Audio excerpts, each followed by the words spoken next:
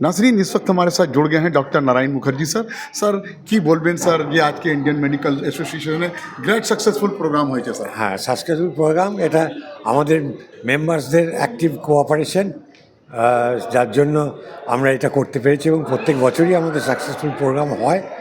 আর এবারে আমাদের Khidirpur Indian medical association Khidirpur ব্রাঞ্চের অনেক অ্যাচিভমেন্ট আছে, সেগুলো আমরা কনফারেন্সেও ডিসকাস করেছি।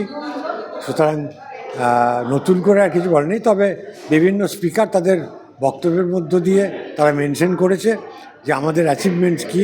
যেমন ডক্টরস ডে সেলিব্রেশন, সারা ভারতবর্ষে ডক্টরস ডে, এটা this proposal went from Khidirpur branch.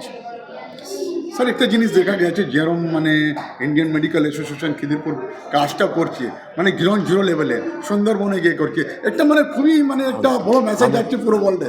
কি বলবেন স্যার? আও গাঁও চলে প্রোগ্রাম আমরা নিয়েছি, তারপর আমাদের সুন্দরবনের রুরাল এরিয়াতে আমাদের মেডিকেল ক্যাম্প করে সেখানে আমরা কমন পিপলদের আমরা মেডিকেল সার্ভিস দিয়েছি।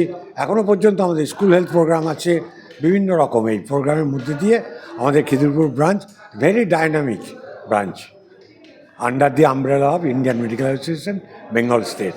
Thank you very much. तो इस वक्त हमारे बीच मौजूद हैं डॉक्टर नारायण मुखर्जी सर, जिन्होंने बहुत अच्छी बातें कही कि इंडियन मेडिकल एसोसिएशन अपने काम से जाना जाता है और इसको और भी मजबूत करने की ज़रूरत है। फर्दर अपडेट्स के लिए बने रहें द लोकल जेन्स के साथ। मैं शमसुद्दीन कोलकाता से बहुत बहुत शुक्रिया।